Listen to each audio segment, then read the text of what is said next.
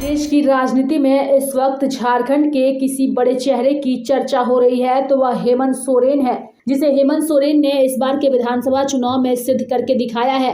झारखंड की 81 सीटों में से 56 सीटों पर इंडिया ब्लॉक की जीत के साथ उन्होंने बहुमत के आंकड़े 41 से 15 सीट अधिक जीत करके यह साबित कर दिया है। इंडिया ब्लॉक में झारखंड मुक्ति मोर्चा 34, कांग्रेस 16, राजद 4 और भाकपा माले 2 सीटों पर जीती है। इंडिया अपने गढ़ संथाल और कोल्हान को बचाने में भी कामयाब रहा। दोनों इलाकों में भाजपा ने एक-एक सीट पर जीत दर्ज की। घुसपैठ और रोटी बेटी माटी के दम पर राज्य की सत्ता में वापसी का दम भरने वाली भाजपा 21 सीटों पर सिमट कर रह गई, जो पिछली बार यानी 2019 से 4 सीट कम है।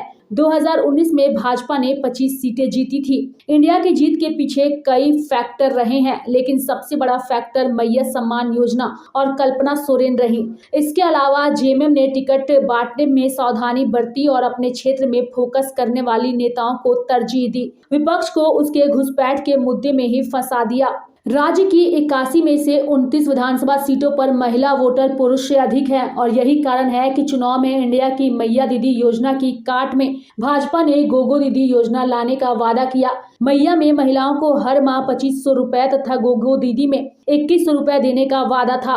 यहाँ इंडिया को सत्ता में रहने का फायदा मिला क्योंकि हेमंत सोरेन ने चुनाव से पहले 1000 रुपए जारी कर दिया और चुनाव बाद 2500 करने का ऐलान कर दिया। इस पर महिलाओं ने ज्यादा भरोसा जताया। पहले चरण की वोटिंग के पहली रात में ही एक फंड और जारी कर दिया। 29 महिला बहुल सीटों में से इंडिया 28 सीटों पर जीती है।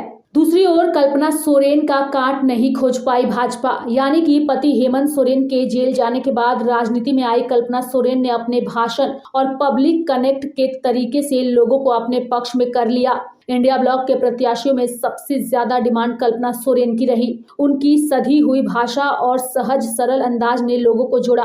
कल्पना ने 100 से अधिक जनसभा की। उन्होंने सिर्फ जेएमएम उम्मीदवारों के लिए ही चुनावी सभा नहीं की, बल्कि कांग्रेस, आरजेडी और भाकपा माले के प्रत्याशियों के लिए भी वोट मांगा।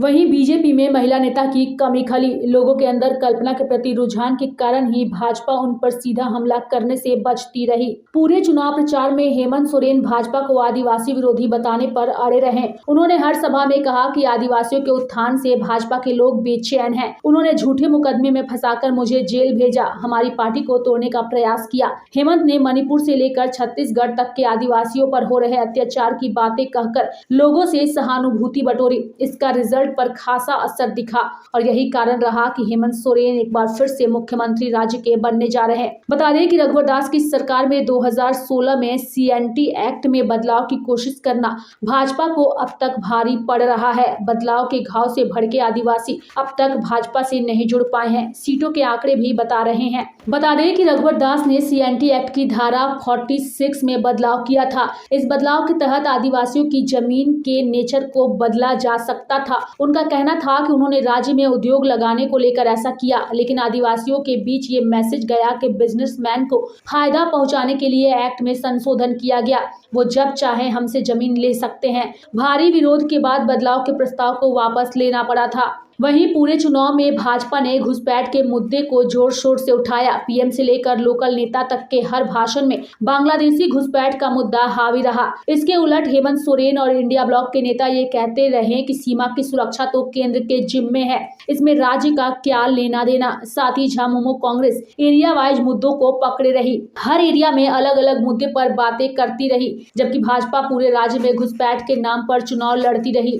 हकीकत ये है कि बांग्लादेशी घुसपैठ का मुद्दा सिर्फ संथाल तक सीमित है, वो भी पूरे संथाल में नहीं। भाजपा के आक्रामक रुख से बाकी वोटर एकजुट हो गए और यही रहा कि हेमंत सोरेन को इसका फायदा मिला और यही वो फैक्टर रहे जिसकी वजह से हेमंत सोरेन एक बार फिर से राज्य के मुख्यमंत्री की पद पर काबिज होने जा रहे हैं। 28 नवंबर का दिन ऐतिहासिक होने वाला है और सबसे ज्यादा ऐतिहासिक तब होगा जब हेमंत सोरेन के साथ उनकी कैबिनेट में नए चेहरों को मौका मिलेगा, जिसे देखने के लिए जनता के साथ साथ आम और खास सभी काफी उत्साहित है। लाइव इंडिया हर पल के लिए रांची से रेखा मिश्रा की रिपोर्ट।